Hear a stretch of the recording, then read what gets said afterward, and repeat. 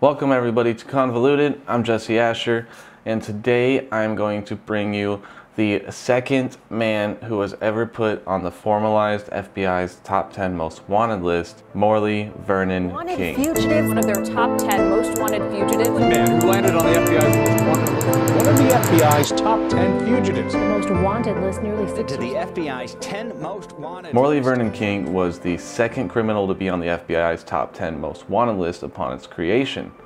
And Morley was listed on the most wanted list on March 15th, 1950.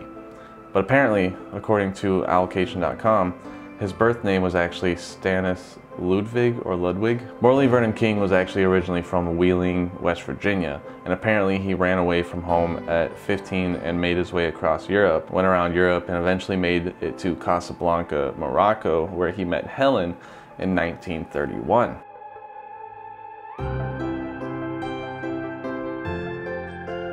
Helen's life was a quite interesting life. Helen was born in 1915 and would later become Countess Cristina de Zoab of Portugal. Unfortunately, her husband died in combat, leaving her a widow just a year after their marriage. She was then touring Africa for a dressmaking firm when she met Morley Vernon King. The couple later got married in Casablanca, Morocco. King would move to New Orleans, where he would run a restaurant, and a while later he moved his wife Helen to the United States in the 40s. The couple, for some reason at the time, made it to California. I don't know why they moved to California, but for some reason they went to California. Moving vacation, I don't know. According to the book, the Encyclopedia of the FBI's 10 most wanted list, over 50 years of convicts, robbers, terrorists, and other rogues, King and his wife Helen were staying in Obispo, California in a hotel.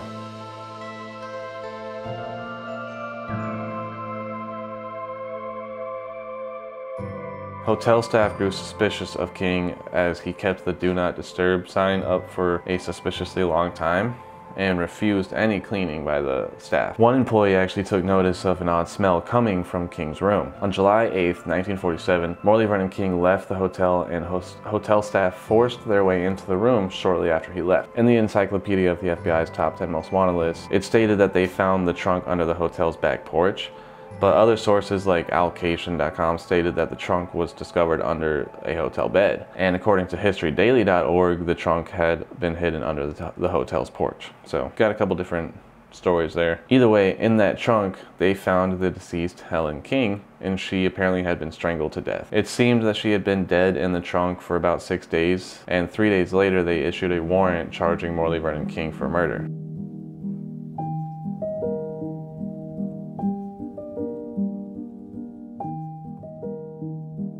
The 4-year search came to an end when the FBI found King working in a restaurant in Philadelphia and was living under the name William Wilson. According to the book Most Wanted, A History of the FBI's 10 Most Wanted list by Mark Sabljak and Martin Greenberg, upon confronting Morley Vernon King, he was quoted as having said, "I wondered when the FBI would get me." He was sent back to California and sentenced to life in prison. And that's the second man on the FBI's top 10 most wanted list. Thank you guys for making it to the end of the episode. Make sure to like, subscribe, leave a comment, and interact. Make sure to stay tuned for more episodes, and stay tuned for the third man ever put on the top 10 most wanted list.